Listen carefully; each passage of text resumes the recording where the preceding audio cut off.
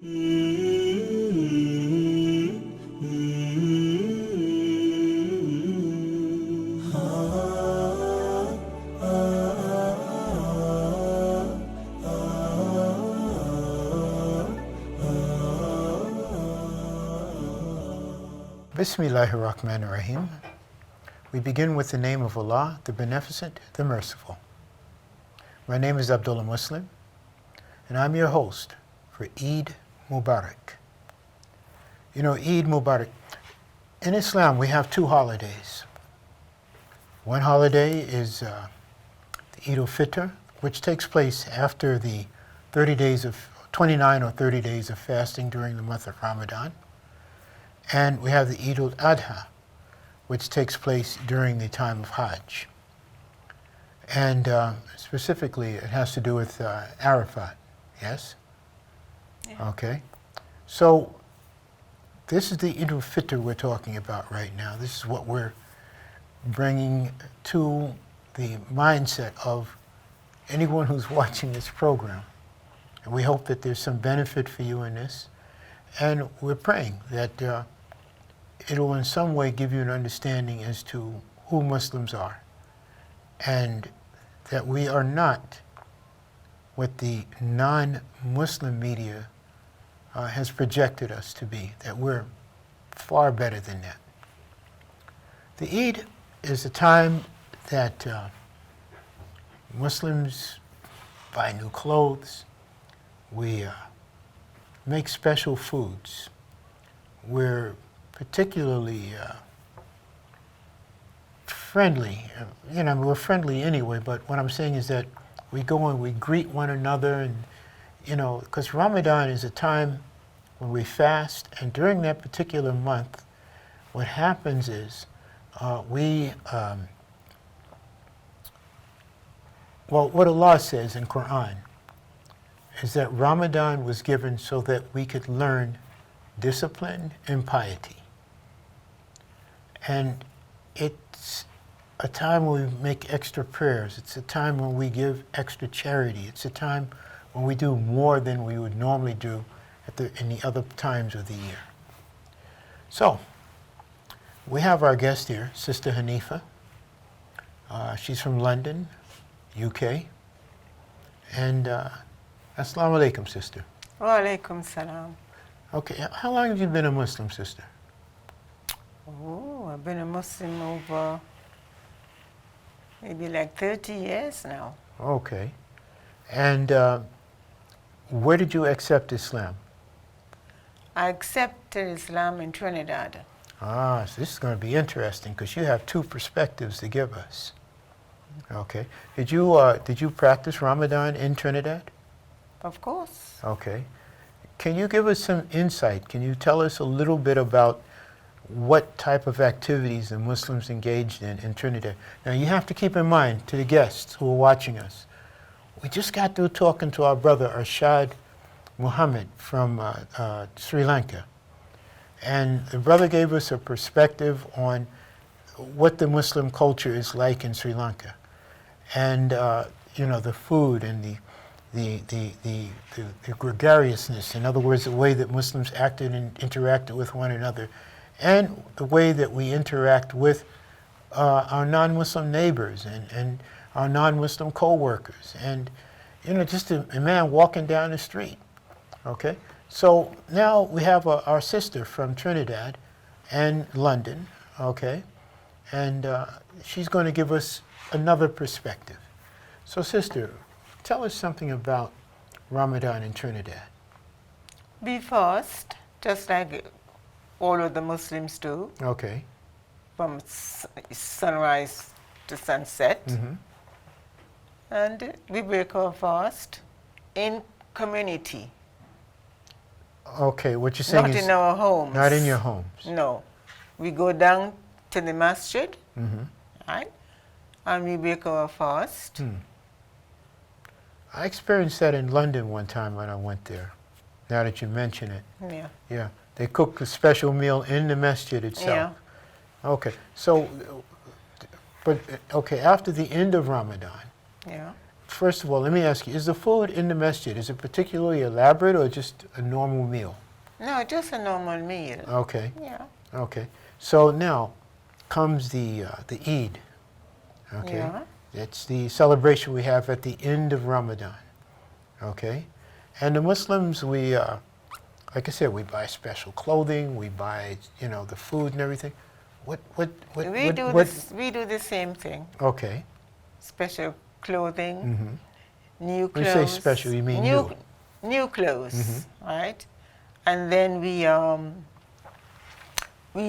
start our celebration early, after we pray. The Eid I'm talking Yeah, about. when you say early, you mean after you make the Eid After prayer? we made the Eid prayer, Okay. right? Mm-hmm. Sisters will volunteer to cook. So the food is not prepared in advance. It's No. So like we cook throughout the day in various shifts okay. because we invite the non-Muslims Okay. to partake. Here you go again. Non-Muslims being invited to Muslim events. Okay? So we're not a closed community, as you can see. And we're really concerned about the rest of the human family. Don't let anybody tell you other than that. I'm sorry, sister. Go right ahead. Yeah. We collect the kids from the orphanage. Mm-hmm. We bring them over to the masjid. Mm-hmm. We feed them as well. Hmm. And we buy gifts for them. Okay. The little packaged balloon and toys and things like that. Mm-hmm. And that's how What it's about the done. food? What kind of food do you prepare? Special food for the Eid celebrations? Like I said, sisters take turns in cooking. Okay. But Right? but what I'm asking is that, you know, like, okay, in New York, what we would do, and Chicago as well, because I lived in Chicago also. Those are the two places where I attended Eid celebrations in the U.S. Okay, we would have food that we didn't have at any other time of the year. Okay, we prepare special meals, special types of drinks and stuff like that. Okay, and it kind of it makes it special. You know, like during Thanksgiving in America, I would say most people there eat turkey.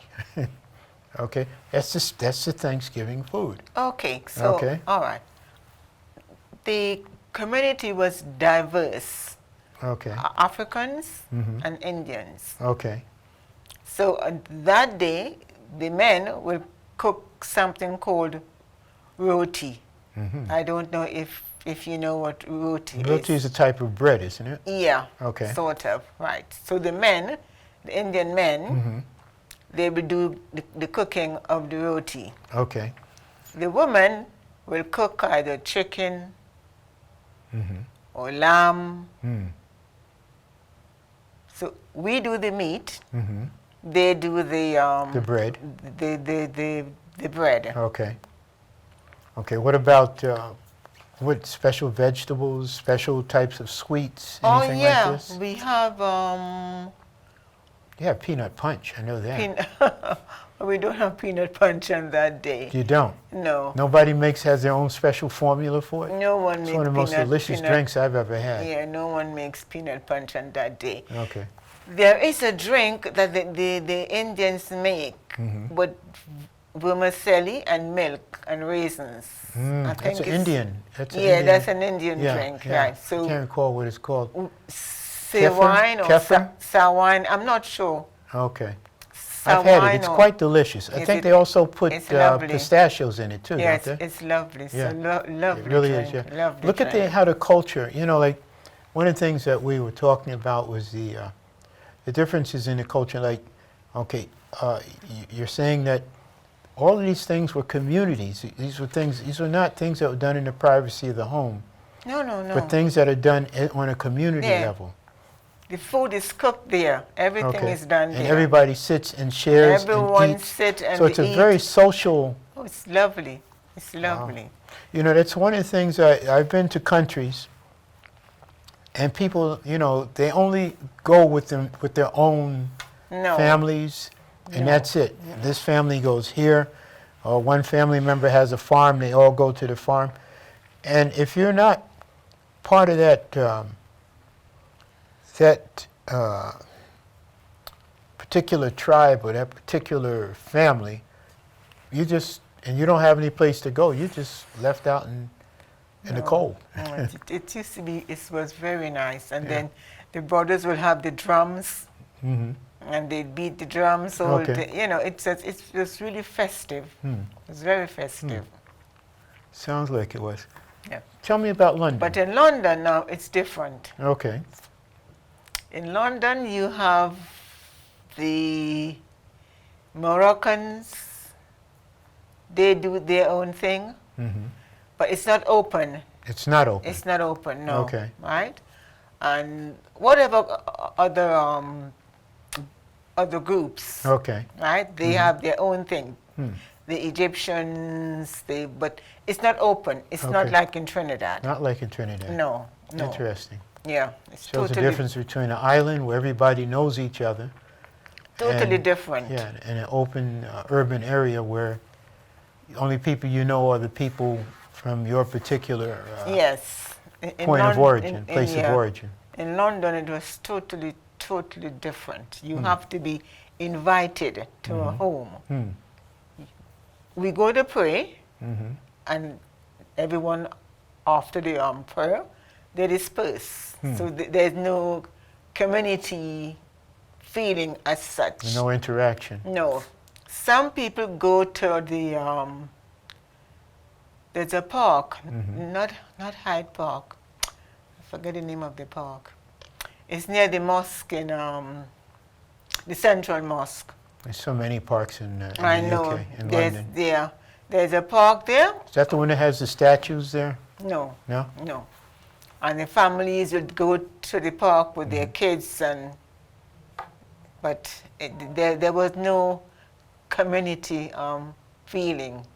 There was You know, I recall one time here in Saudi Arabia, after the Eid prayer, one of the brothers, I don't know who it was, may Allah reward him, brought in these huge platters, about as big as this table, of kapsa.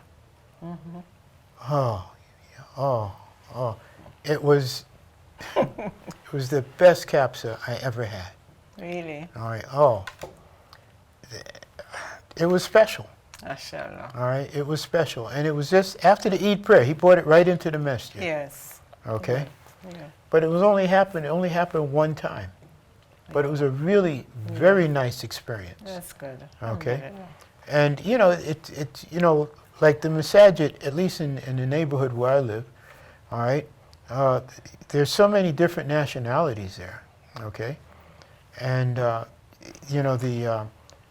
once again, you got that feeling of the universality of Islam. Okay, it's something that the Eid promotes, and coming from the United States and being someone who was not born into Islam, Yeah. someone who accepted it at the age of 24. One of the things that I noticed, because I've always gone to church, that the churches that I went to were always people that looked like me. It wasn't no universal. It was everybody, and not that there was anything wrong with it. But, it was everybody that was just of Afrocentric origin, Yeah. okay? And, you have a tendency to have a limited perspective on the world when you're only around people who look and think and act like you, Yeah. okay? Yeah. And what happened is, after I accepted Islam in New York, okay, and I began practicing Islam in accordance with the Sunnah of Prophet Muhammad sallallahu alaihi wasallam, one of the things that I became aware of was the universality of Islam. All right, I mean, I've been to so many masajid in New York and Chicago and New Jersey and Connecticut. And you just see so many people. And I remember when I went to a particular masjid in Brooklyn in New York, and they had brothers from China there. They own a restaurant, or they used to. I haven't been there in a long time. But they own a masjid, a restaurant across the street from the masjid, all right, called No Pork. Okay, okay, all right. And their food is particularly scrumptious, okay? And, you know, it's just one of the things that when you go to an Eid celebration that's open for everyone, all right, it's when you get a chance to see the other people whom you have an understanding of the way to serve Allah that's a benefit to everyone who's around you, right, whether they're Muslims or not. And to me, it's like by an extension of, you know, like the brother who was here earlier, Brother Arshad, he was talking about how, you know, they have a lot of Hindus in Sri Lanka. They have a lot of Buddhists in Sri Lanka, okay? And in the U.S., we have mostly Christians, but you have some Hindus too. Their numbers are growing. But what happens is you have a sense of the history of Islam when you see that every place that Muslims were in history, all right, when they first got there, utilizing the Quran and the Sunnah, it was always called what? The Golden Age. The Golden Age of Europe was what? When Muslims were in Spain for 700 years. The Golden Age of the region, you know, around where Russia and all those countries are, was what? When the Ottomans were in charge. And because, why? Islam, there's no compulsion in religion. We can't force anybody to accept Islam.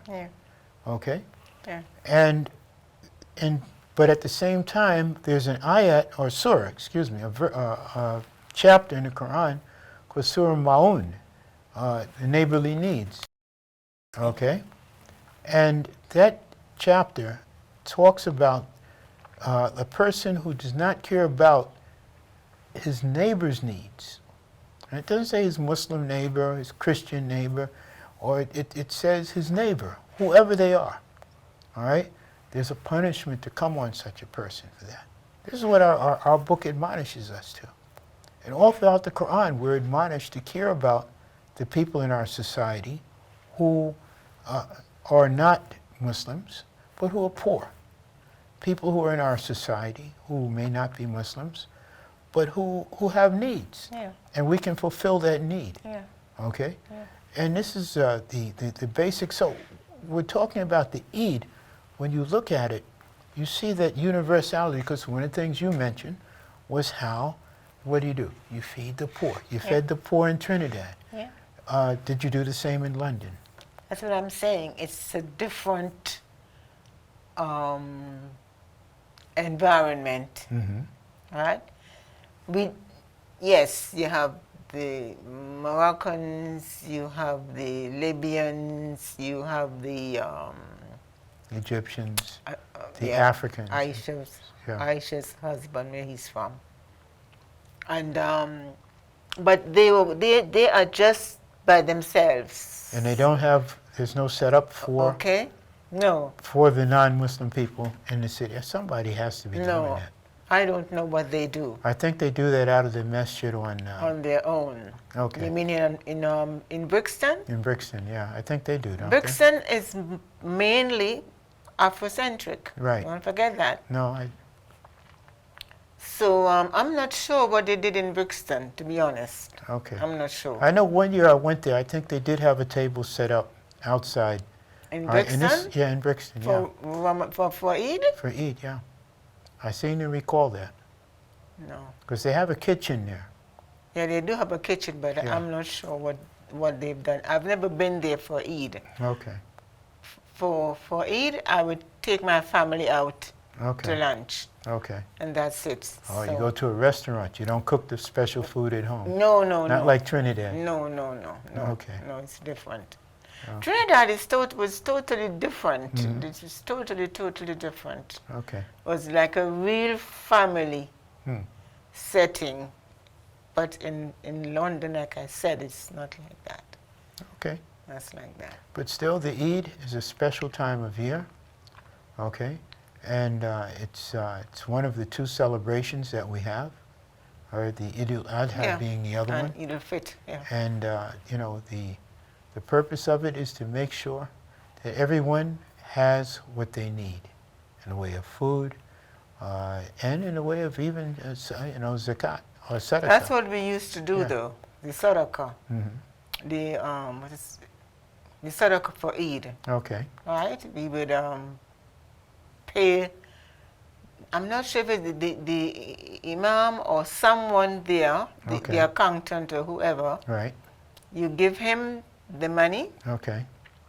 For all the members of the family. Okay. You know, quickly, because what did you do about the zakat al-fitr? The zakat al-fitr being food that we're supposed to donate to the poor. That's what I just said. We gave money. You gave money. You didn't give the food. No, we didn't give food. We gave money. Okay. You know, I ran into that once in Philadelphia. Okay. They were collecting money. And I went to the supermarket and I bought bags of beans and flour and stuff like that. They didn't know what to do with it. Really? Yeah. Okay. So I put it on the table. I said, anybody who needs it, just take what you need. You know, because it was a lot. I bought more than it was needed for my family. No, sure. Yeah. No, Okay. sure, no. All right, sister. But in London, it's mainly money. Okay. There was no And then they take it barley and they buy something that a particular I don't know community what they needs. do, but they were given the money. Okay. Inshallah, All right. that's it. All right, sister. All right, sister. I thank you very much. And, you know, Eid Mubarak. Eid Mubarak.